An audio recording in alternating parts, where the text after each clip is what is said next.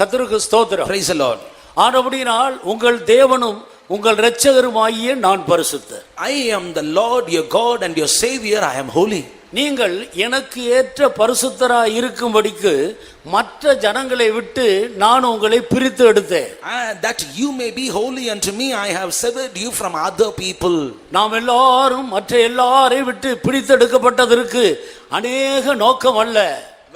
We have been severed from other people. There are no many purposes behind it. ஒரே ஒரு நோக்கம். Only one purpose. ஒரே ஒரு நோக்கம். Only one purpose. நாம் பெரிய பெரிய அரசியல் தலைவர்களாக மாற வேண்டும் என்று அல்ல. That we may become great political leaders. பெரிய தொழில் அதிபராக மாற வேண்டும் என்று அல்ல. That we may become great businessmen. ஒரு பெரிய உத்தியோகம் செய்கிறவர்களாக அல்ல. That we may become a great man of occupation. ஆண்டவர் நம்மை பிரித்தெடுத்ததற்கு ஒரே ஒரு நோக்கம். There is only one purpose for God to separate us. எனக்கு ஏற்ற பரிசுத்தராய் இருங்கள். Ye should be holy unto me. அப்ப யார் இந்த நோக்கத்தோடு பரிசுத்த ஜீவியத்தை முக்கியத்துவப்படுத்தி தங்களுடைய வாழ்க்கையை அனுதினமும் பரிசுத்தத்துக்கு நேராக நடத்தி செல்கிறார்களோ அவர்களுக்குத்தான் அவர் தேவனாயிருந்து அவர்களுடைய சகல காரியங்களையும் விசாரித்து அவர்களை நடத்துவதில் ஆண்டவர் கூட உண்மை உள்ளவராக இருக்கிறார். And they that are giving importance to their holy life, they that are progressing in their holiness, unto them only God will be a God of all their needs, and he will be enough to them. 1 பேதுரு முதலாம் அதிகாரம் 15வது வசனத்தை வாசி. Read 1 Peter chapter 1 and verse 15. உங்களை அழைத்தவர் பரிசுத்தராய் இருக்கிறது போல நீங்களும் உங்கள் நடக்கைகள் எல்லாவற்றிலேயும் பரிசுத்தராய் இருங்கள். உங்களை அழைக்கிறவர் பரிசுத்தராய் இருக்கிறார். He that hath called you is holy. அந்த பரிசுத்த தேவன் தான் நம்ம எல்லாரையும் அழைத்து இந்த சத்தியத்துக்குள்ள கொண்டு வந்திருக்கிறார். That holy God only has called us into this holy doctrine. ஆனபடியால் உங்கள் நடக்கைகள் எல்லாவற்றிலேயும் நீங்கள் உங்களை அழைத்தவருக்கு ஏற்ற விதத்தில் பரிசுத்தராய் இருங்கள். So be ye holy in all manner of conversation unto the Lord who hath called you. பெற்றோர்களும் பிள்ளைகளும் இந்த காரியத்தில் மிகவும் கவனம் உள்ளவர்களாக இருக்க வேண்டும். Parents and children should give much importance to this matter. பெற்றோர்களும் பரிசுத்தமாய் நடக்கைகள் எல்லாவற்றிலேயும் பரிசுத்தமாய் ஜீவிக்கிறதுல நம்முடைய பிள்ளைகளுக்கு மாதிரியாக இருக்க வேண்டும். Parents, you should be a model or example to your children in all manner of conversation, in all holiness. பிள்ளைகளை சிறுபிராயத்திலிருந்தே அவர்கள் நடக்கைகள் எல்லாவற்றிலேயும் பரிசுத்தராய் காணப்படும்படி அவர்களுக்கு போதித்து அவர்கள் நடக்க வேண்டிய வழியிலே அவர்களை நடத்துவதில் பெற்றோர்கள் ஒரு பெரிய உத்தரவாதத்தை பெற்றிருக்கிறார்கள் என்பதை நாம் விளங்கிக் கொள்ள வேண்டும். Parents, you should understand that you have received a great responsibility in teaching your children and growing up your children in all holiness. பிள்ளைகளுக்கு நல்ல ஆகாரம் கொடுப்பதிலும் நல்ல வஸ்திரங்களை உடுத்துவதிலும் பிள்ளைகளை நல்ல முறையில் கார்ல ஸ்கூட்டர்ல கொண்டு போய் ஸ்கூல்ல விடுகிறதிலும் அவர்களுடைய புறம்பான படிப்பு போன்ற புறம்பான காரியங்களுக்கு முக்கியத்துவம் கொடுக்கிற எல்லாவற்றையும் விட ஒரு ஸ்டெப் அதிகமாக அவர்கள் சிறுபிராயத்திலிருந்தே பரிசுத்தரை அறிகிற அறிவிலே வளருவதற்கு அவர்களுக்கு முக்கியத்துவம் கொடுத்து அவர்களை வளர்க்க வேண்டியது பெற்றோர்களுடைய கடமை. Parents, your responsibility is not only giving good meal to their children and giving good garments and making them to go to their schools in cars and scooters, but you should have to give one step higher. You should give priority to their holy life and to their holiness. ஒரு சிலரை தவிர अनेक பெற்றோர்கள் பிள்ளைகளுடைய ஆவிக்குரிய ஜீவியத்துக்கு அவ்வளவு முக்கியத்துவம் கொடுப்பதில்லை. And only few parents, other than them, many are not giving priority to their spiritual life. சிறப்பான நல்ல ஸ்கூல் பார்த்து எவ்வளவு பணம் வேண்டுமானாலும் கட்டி, பணம் இல்லாவிட்டாலும் கடன் வாங்கியாயிலும் வீட்டை அடமான வைத்தாயிலும் கட்டி பிள்ளைகளை படிக்க வைக்கிறதுல கவனம் செலுத்துகிறார். They are paying much more attention in selecting the good school, best school, and if they don't have money to pay the fees, they are keeping their house and they are getting money, they are lending borrows, and they are paying the money and making their children to study. நல்ல ஒரு விளையாட்டு வீரர்களாக அவர்களை உருவாக்குவதில் அதிக கவனம் செலுத்துகிறார். They are giving more attention in bringing up them in the sports. தங்களுடைய சரீரத்தை நல்ல பாடி பில்ட் பண்ணுவதில் பெற்றோர்கள் பிள்ளைகளுக்கு எவ்வளவு முக்கியத்துவம் கொடுக்க வேண்டுமோ அவ்வளவு முக்கியத்துவம் கொடுக்கிற பெற்றோர்கள் உண்டு. Many parents are there, they are giving more attention to their children to build their bodies.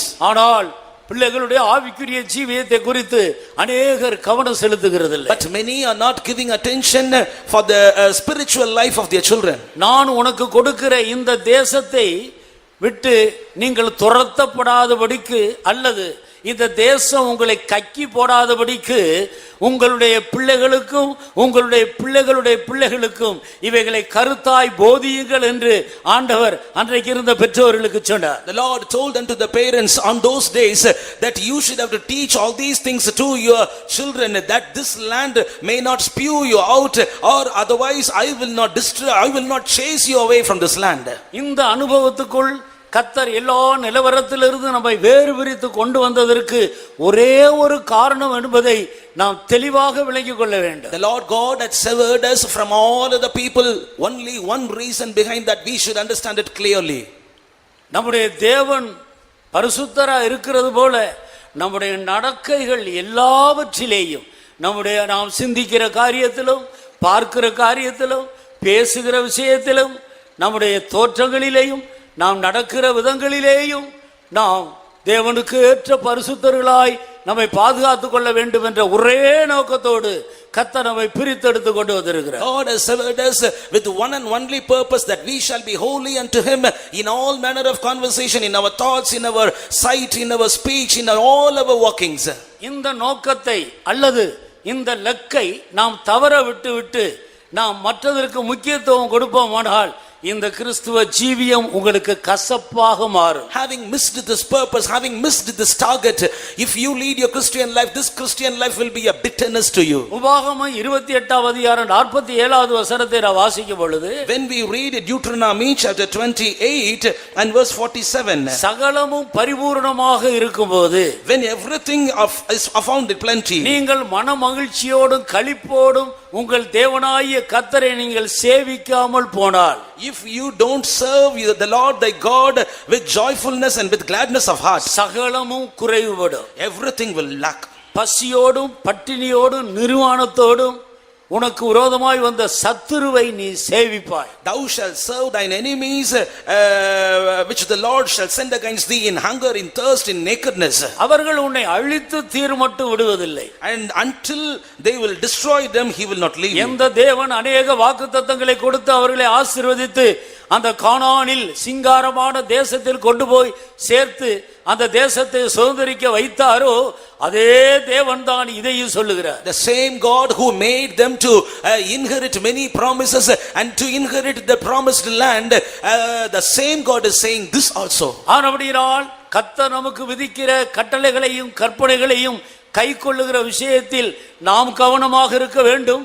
நம்முடைய பிள்ளைகள் அவைகளை கைக்கொள்ளும்படி அவர்களுக்கு போதித்து அவர்களை நடத்துவதிலும் நாம் கவனம் செலுத்த வேண்டும். We should pay attention that we may follow and keep the commandments and statutes of the Lord. Not only that, we should have to give much attention in teaching the commandments and statutes to our children and to follow them whether they are keeping it. இப்படி செய்கிறவர்களை பார்த்து தான் ஆண்டவர் என் சனம் என்று சொல்லுகிறார். Those that are doing so, unto them the Lord is calling them as my people. பலியினால் உடன்படிக்கை பண்ணின என்னுடைய பரிசுத்தவான்கள் என்று உரிமையோடு நம்மை அவருடையவர்கள் என்று ஆண்டவர் அழைப்பது இந்த காரணத்தினால் தான். The Lord God with all a right, he is calling this group as my saints, my people, they that have made a covenant through sacrifice. இந்த நோக்கத்தை நாம் விட்டு விடுவோமானால், if we miss this target, இதை விட்டு மற்றதற்கு நாம் முக்கியத்துவம் கொடுப்போமானால், if we miss this purpose and if we give much attention to various other things, சனமும் அல்ல நான் உன்னுடைய தேவனும் அல்ல என்று ஆண்டவர் சொல்லுகிறார். the Lord says, you are not my people and I am not your Lord. நீ என் ஜனமும் அல்ல நான் உன்னுடைய தேவனும் அல்ல. You are not my people and I am not your Lord. ஆனபடியால் தேவனுடைய ஜனங்கள் இந்த விஷயத்தில் மிக முக்கியத்துவம் கொடுத்து நம்முடைய ஜீவியத்தை கட்டி எழுப்ப வேண்டும். Therefore the people of God should give much significance to this matter and we should build up our life. நீங்கள் யோபுவை கவனித்து பாருங்கள். Just give attention to Job's life. யோபுக்கு இருந்ததான ஆஸ்திகள் எல்லாம் யோபுடைய மூதாதைகள் சம்பாதித்து வைத்தது அல்ல. and the treasures and the assets of Job were not gathered up by his forefathers. யோபுக்கு இருந்த ஆஸ்திகள் அவருடைய பரம்பரை சொத்து அல்ல. The assets and the properties of Job were not the seed of the descent. யோபுவை கர்த்தர் ஆசீர்வதித்து அதனால கிடைத்ததுதான் எல்லாம். The Lord blessed Job and because of that he received everything in his life. பெந்தெகோஸ்தேக்காரர்கள் என்றால் தரித்திரமாகத்தான் இருக்க வேண்டும், அவர்கள் ஐஸ்வர்யவான்களாக விட மாட்டார்கள், எப்போதும் தட்டிக்கொண்டே இருப்பார்கள் என்றுதான் சிலர் யோசிக்கிறார். Few are thinking like this, that every time they will tap the Pentecostal people that you should not be rich, you should be always poor. அப்படி அல்ல. It is not so. ஒரு யோபு அந்த தேசத்திலே ஒரு பெரிய ஐஸ்வர்யவானாக மாறவில்லையா? Is that Job had not become a rich man in that land on those days? வெறுமையாய் புறப்பட்டு வந்ததான ஆபிரகாமை ஒரு பெரிய சீமானாக கர்த்தர் மாற்றவில்லையா? This Abraham who came out as a poor man, had not the Lord changed him a rich man? கோலும் கையுமாக போனதான யாக்கோபை ஆண்டவர் ரெண்டு பெரிய பரிவாளங்களோடு பெரிய ஐஸ்வர்யவானாக திருப்பி கொண்டு வரவில்லையா? This Jacob who went along with the rod and the hand, had not the Lord made him to be blessed with the two bands? வெறுமையாய் இஸ்லாமியரிடத்தில் விற்கப்பட்டதான அந்த யோசேப்பை ஆண்டவர் எகிப்திலே ஒரு பெரிய ராஜாவாக ஐஸ்வர்யவானாக மாற்றவில்லையா? This Joseph who had been sold in the hands of Midianites, had not the Lord made him a king and the ruler in the land of Egypt?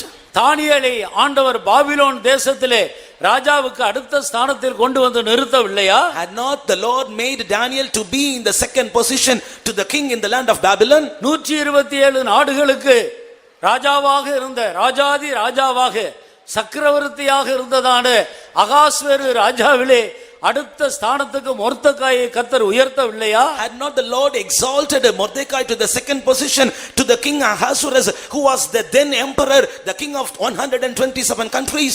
தன் தாய் தகப்பனை இழந்து அனாதையாய் தன்னுடைய சித்தப்பாவினிடத்தில் வளர்ந்ததான எஸ்தர் ராணியை ஒரு பெரிய ராஜாத்தியாக 127 நாடுகளுக்கு ஒரு ராஜாத்தியாக ஆண்டவர் மாற்றவில்லையா? Had not the Lord changed Esther, who was an orphan and who was brought up by her small father, had not the Lord exalted her as a queen?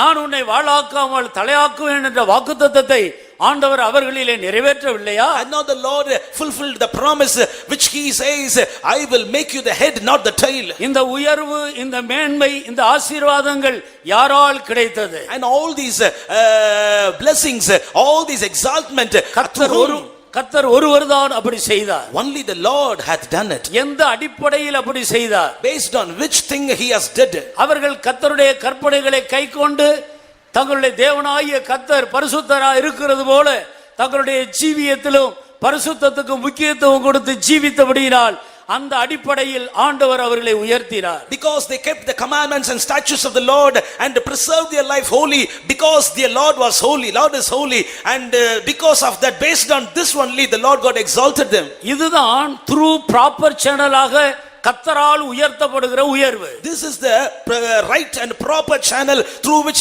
you are lifted up by Lord. இந்த உயர்வில், இந்த ஐஸ்வரியத்தில் ஆண்டவர் வேதனையை கூட்ட மாட்டார். In this riches, in this exaltment, the Lord will not give pain to you. கர்த்தர் தம்முடைய ஐஸ்வரியத்தோடு கூட வேதனையை கூட்டார். The Lord will not add a pain to your riches. எந்த வேதனை இல்லாமல், எந்த எதிர்ப்பு இல்லாமல், எந்த பயம் இல்லாமல் அவர்கள் முன்னேறி கொண்டே போனார்கள். Without any pain, without any resisting, they are progressing up. நீங்கள் பரிசுத்த ஜீவியத்துக்கு முக்கியத்துவம் கொடுத்து கர்த்தருடைய கட்டளைகளையும் கற்பனைகளையும் கைக்கொள்ளாமல், you not giving importance to holy life and not keeping up the commandments and statutes of the Lord, கர்த்தருடைய வழிகளை விட்டு விலகி ஜீவித்து நீங்கள் முன்னேறி செல்லும்படி உங்களுடைய சொந்த முயற்சியில் நீங்கள் முயற்சி எடுத்து முன்னேறினால் அதிலே வேதனைகளும், அதிலே துக்கமும், அதிலே கண்ணீரும் கவலைகளும் பெருகிக் கொண்டே இருக்கும். Having moved away from the ways of the Lord, and when you are laboring of your own effort, your own strength, when you are trying to be lifted up, then you will face only pains, griefs, sorrows and tears. ஒரு மனிதனை ஐஸ்வர்யவான் ஆக்குவதும் தரித்திரனாக மாற்றுவதும் கர்த்தருடைய கையிலே இருக்கிறது. It is in the hands of the Lord to make a man rich and a poor. ஆனபடியினால் கர்த்தர் உன்னை ஐஸ்வர்யவானாக்கும்படி அவருடைய கட்டளைகளை கைக்கொண்டு கற்பனைகளை கைக்கொண்டு அவர் பரிசுத்தரா இருக்கிறது போல நாமும் பரிசுத்தமாய் ஜீவிப்பதற்கு முக்கியத்துவம் கொடுப்போமாக. அப்போது கர்த்தர் உன்னை ஐஸ்வர்யவானாக மாற்றுவார். Therefore we shall keep all the commandments and the statutes of the Lord as he is holy. Let us all be holy unto him. Then he will fulfill his promises in our life. அது கர்த்தரால் சகலவற்றையும் அதனுடைய காலத்தில் நேர்த்தியாய் செய்கிற ஆண்டவர் ஏற்ற காலத்தில் அப்படி செய்வார்.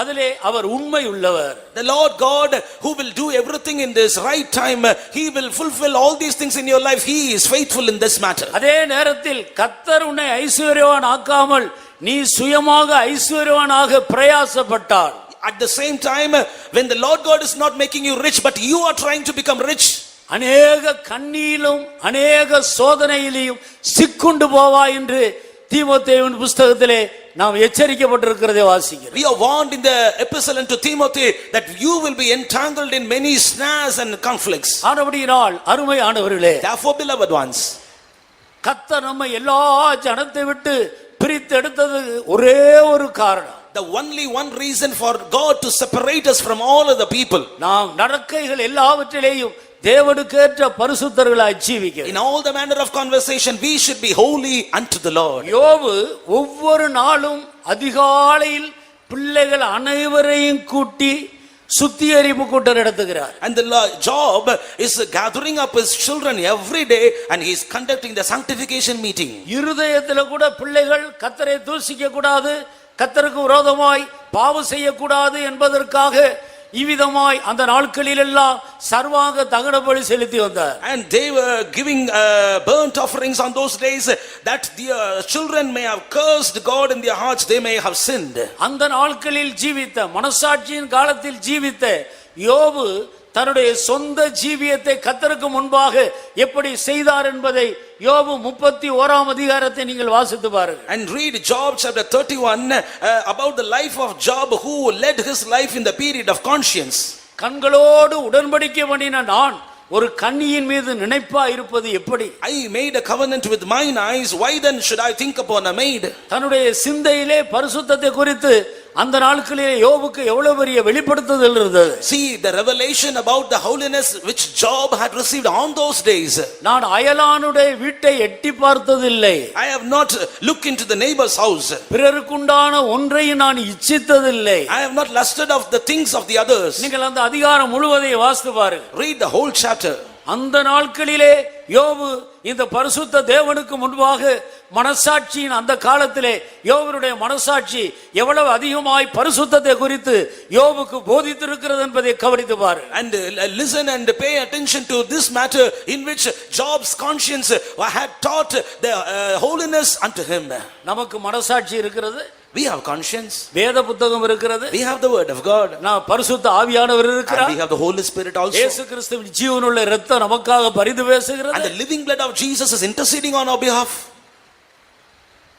பரிசுத்த சபை ஐக்கியம் இருக்கிறது, we have the holy fellowship of the church, நம்முடைய ஆத்துமாவுக்காக உத்தரவாதம் பண்ணுகிற பரிசுத்தவான்கள் இருக்கிறார்கள், and we have the saints who are responsible for our souls. இந்த சூழ்நிலைகள் யோபுக்கு இல்லை. All these situations were not for Job then. அப்படியானால் மனசாட்சி ஒன்று யோபை அவ்வளவு துல்லிதமாக நடத்தி இருக்குமே, ஆனால் if conscience itself would have led Job in a very accurate way, இவ்வளவு சூழ்நிலைகளின் மத்தியில் இருக்கிற நாம் எவ்வளவு பரிசுத்தத்தில் வளர்வதற்கு நமக்கு வாய்ப்புகளை கர்த்தர் கொடுத்து வைத்திருக்கிறார் என்பதை கவனித்து பாரு. we should have to listen and understand God has given various opportunities, various choices that we may progress in a holy life. இன்றைக்கு நம்முடையவர்களில் அநேகர் பலவித சோதனையிலே சிக்குண்டு கடனாளிகளாய் பல வருத்தத்திலும் கஷ்டத்திலும் வியாதியிலும் பலவிதத்திலே அவர்கள் கஷ்டப்படுவதற்கு ஒரே காரணம் பரிசுத்த ஜீவியத்துக்கு முக்கியத்துவம் கொடுக்காமல் இருப்பது. Many of our people are entangled in the snares and they are found debtors because the one and only thing is they have not given importance to their holy life. எந்த நோக்கத்தோடு கர்த்தர் நம்மை வேறு பிரித்தார் என்பதை விட்டு விட்டார்கள். They have left the purpose in which God has separated us from all of the people. ஒரு சந்தர்ப்பத்தில் ஆண்டவர் இஸ்ரவேல் ஜனத்தை பார்த்து இப்படி சொன்னார். In one instance, the Lord spoke unto the people of Israelites like this. மகா வறட்சியான தேசத்திலிருந்து கர்த்தர் அவர்களை கொண்டு வந்தார். The Lord God hath brought them out of a dry land. இருப்பு காலவாய் ஆகிய பார்வோனுடைய கையிலிருந்து எகிப்தின் அடிமைத்தனத்திலிருந்து கர்த்தர் அவர்களை விடுவித்துக் கொண்டு வந்தார். The Lord God hath delivered them out of the hand of the Pharaoh, out of the iron furnace. சமுத்திரத்தை இரண்டாக பிளந்தார். The Lord God divided the sea into the two. யோர்தான் நதியை பின்னிட்டு திரும்ப போக பண்ணினார். He made Jordan to go back.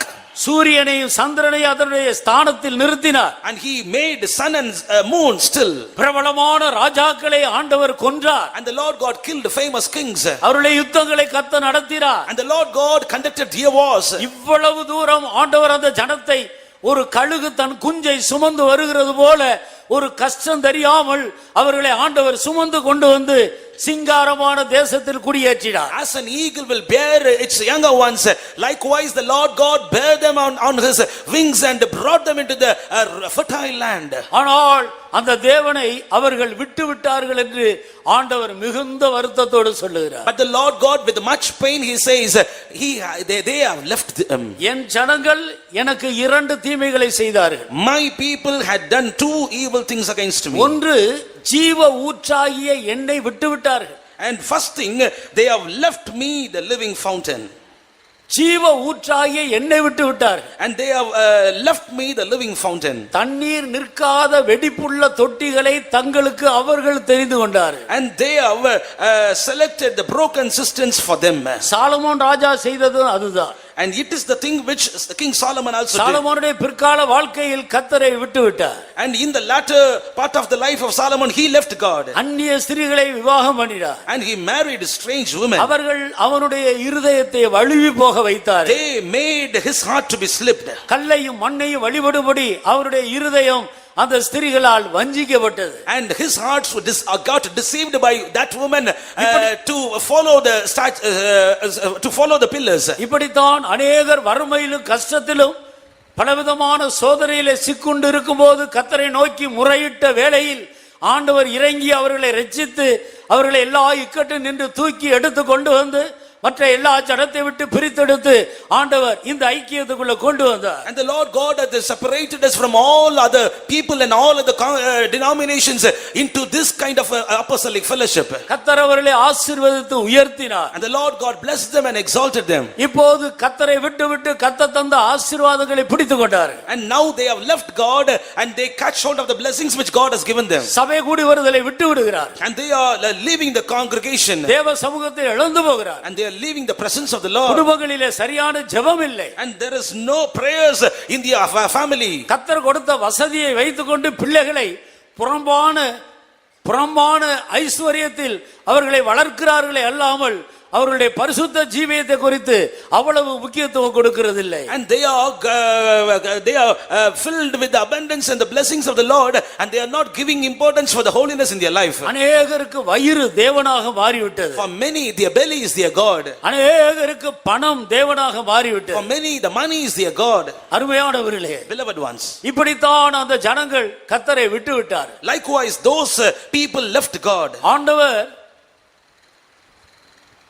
தாவீது ராஜாவின் மூலமாய் தன்னுடைய பட்டத்துக்கு வரப்போகிற குமாரனாகிய சாலமோனுக்கு ஆரம்பத்திலே ஒரு எச்சரிப்பு கொடுத்தார். And through David and his son Solomon who was going to come to the king position of king, the Lord God gave him a warning. என் குமாரனாகிய சாலமோனே, Oh my son Solomon, பூலோகத்தார் யாவரும் போகிற வழியிலே நான் போகிறேன். I'm going in the way of the men of this earth.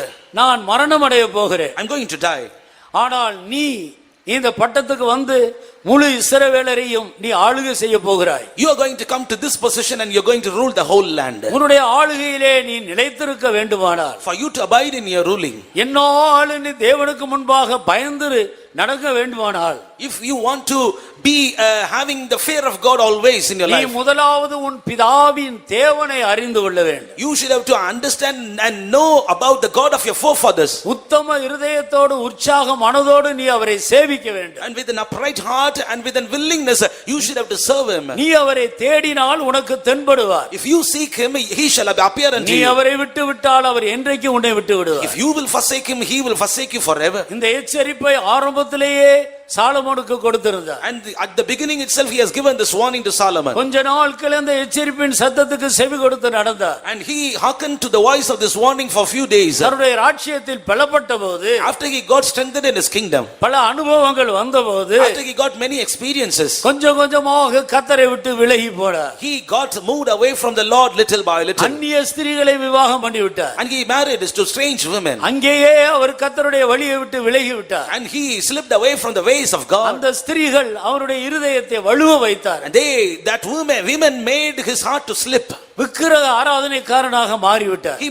He was turned out to be an idolater. சாலமோனுடைய முடிவு பரிதாபமாக இருந்தது. The end of Solomon was miserable. கர்த்தருக்கு ஸ்தோத்திரம். Praise the Lord. ஆவியில் ஆரம்பித்து மாமிசத்திலே முடிந்து விட்டது. And having their beginning in the spirit, but had their end in the flesh. அதே போலதான் இன்றைக்கு எத்தனையோ தேவனுடைய ஜனங்கள் ஆவியிலே ஆரம்பித்தார்கள், இப்பொழுது மாமிசத்திலே தங்களுடைய ஓட்டத்தை முடிக்கும்படியாக ஓடிக்கொண்டிருக்கிறார். And likewise many children of God they have started their spiritual life in spirit, but they are trying to end up in flesh. தேவன் நம்மை நேசிக்கிறபடியால் எச்சரிக்கிறார். Because our Lord loves us, he is warning us. நீங்கள் உங்கள் நடக்கைகள் எல்லாவற்றிலேயும் எனக்கு ஏற்ற பரிசுத்தராய் இருங்கள். You should be holy unto me in all manner of conversation. யோபு அப்படி முக்கியத்துவம் கொடுத்தபடியினால் யோபை சுற்றிலும், யோபனுடைய வீட்டை சுற்றிலும், யோபுக்கு உண்டான எல்லாவற்றை சுற்றிலும் கர்த்தர் வேலியடைத்தார். அவருடைய கையின் கிரியைகளை ஆசீர்வதித்தார்.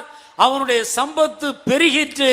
தேசத்திலே ஊத்ஸ் தேசத்திலே ஒரு பெரிய ஐஸ்வர்யவானாக ஆண்டவர் உயர்த்தி விட்டார். Because Job had such a life, the Lord God put a fence around Job and his family and all his belongings. Not only that, the Lord God made his assets and properties to be plentiful and abundant, and the Lord God blessed him. ஆனபடியால் எத்தனை பேர் இந்த விஷயத்தில் இந்த மாலை வேளையிலே உணர்த்தப்படுகிறோம்? So how many of you are convicted in this matter in this evening? இன்று முதல் என்னுடைய தொழிலுக்கு நான் முதலிடம் கொடுக்க மாட்டேன். Right from this day I will not give importance to my business. என்னுடைய பிள்ளைகளுக்கு முதலிடம் கொடுக்க மாட்டேன். I will not give importance to my children. என்னுடைய கணவன் மனைவிக்கு முதலிடம் கொடுக்க மாட்டேன். I will not give importance to my husband or my wife. என்னுடைய உத்தியோகத்துக்கு முதலிடம் கொடுக்க மாட்டேன். I will not give importance to my job. இனி ஒவ்வொரு நாளும் என் தேவனுக்கே முதலிடத்தை கொடுப்பேன். Every day I will give importance, first place to my God. ஒவ்வொரு நாளும் அதிகாலையில் அவரை கருத்தோடு தேடுவேன். Every day early morning I will seek him with all my heart. யோபை போல நானும் என் பிள்ளைகளை எல்லாம் கூட்டி வைத்து சர்வாங்க தகனபலி அனுதினமும் அதிகாலையிலே செலுத்துவேன். Every day in the early morning I will gather up my children like Job. I will also pay burnt offering. எத்தனை பேர் அப்படி தீர்மானம் எடுக்கிறோம்? How many of you are determining so? எத்தனை பேர் அப்படி தீர்மானம் எடுக்க போகிறோம்? How many of you are going to make such a decision? கர்த்தருடைய வாக்குத்தத்தம் அப்படி தீர்மானம் எடுக்கிறவர்கள் மேல் நிறைவேறும். The promise of God will be fulfilled on such people who are more going to make such decision. தேவன் தம்முடைய வாக்குத்தத்தத்தில் உண்மையுள்ளவர். The Lord God is faithful in his promise. அவருடைய வாக்குத்தத்தங்களில் ஒன்றும் தரையில் விழுந்து போவதில்லை. His promises will never fall in ground. எத்தனை பேர் இதை விசுவாசிக்கிறோம்? How many of you believe this? எத்தனை பேர் அப்படி செய்ய தீர்மானிக்கிறோம்? How many of you are going to decide so? விழுந்த இடத்திலிருந்து எழும்புவோமாக. Let us arise from the place where you have fallen down. இந்த நாள் கர்த்தர் உன்னை சந்தித்துக் கொண்டிருக்கிற நாள். This is the day the Lord is visiting.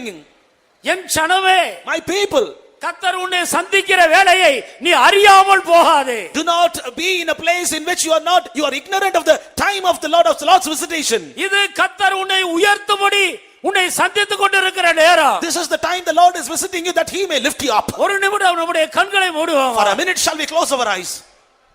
கர்த்தருடைய வார்த்தைக்கு முன்பாக நடுங்குவோமாக. Let us stumble before the word of the Lord. வானம் எனக்கு சிங்காசனம், And the heaven is my throne. பூமி எனக்கு பாதபடி. Earth is my footstool. நீங்கள் எனக்கு கட்டும் ஆலயம் எப்படிப்பட்டது? How shall be the temple which you are building for me? என் வசனத்துக்கு நடுங்குகிற நீங்கள்தான் எனக்கு ஆலயம். You who are trembling at my word, you are my temple. ஆனபடியால் என் வசனத்துக்கு நடுங்கும்படி ஒப்புக்கொடு. Therefore yield yourself that you may tremble at my word. சிறுமைப்பட்டு ஆவியில் நொறுங்குண்டு என் வசனத்துக்கு நடுங்க தீர்மானி. determine and decide that you will tremble at the word of my God. எந்தெந்த விதங்களில் கர்த்தரை விட்டு விட்டாயோ In whatever matters you have left God, அந்தந்த இடங்களிலே மறுபடியும் வாய் கர்த்தரை தேடுவாயா. in that matters determine and decide that you will seek God. கர்த்தருடைய வழிகளை பிள்ளைகளுக்கு போதிப்பாயாக. Teach the ways of the Lord to your children. பிள்ளைகள் பரிசுத்தவான்களாய் கர்த்தருக்கு பயப்படுகிறவர்களாய் வளரும்படி முதலிடத்தை கொடுப்போமாக. Let us give importance and first place to the children that they may grow in holiness in the ways of the Lord. பலிபீடத்தை செப்பனிடுங்கள். And make the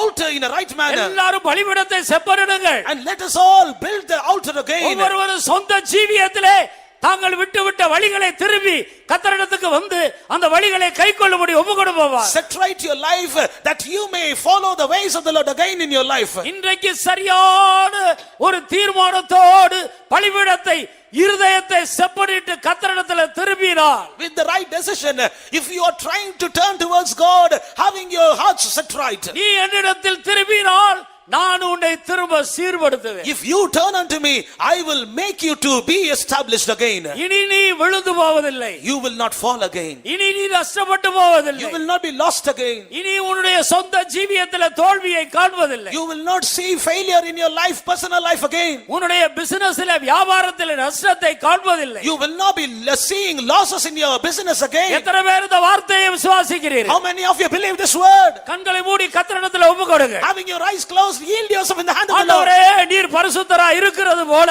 Oh Lord, as you are holy, வாயை திறந்து இருதயத்தில் விசுவாசித்து வாயை திறந்து அறிக்கையிடுங்கள். believe in your heart, open your mouth and confess it.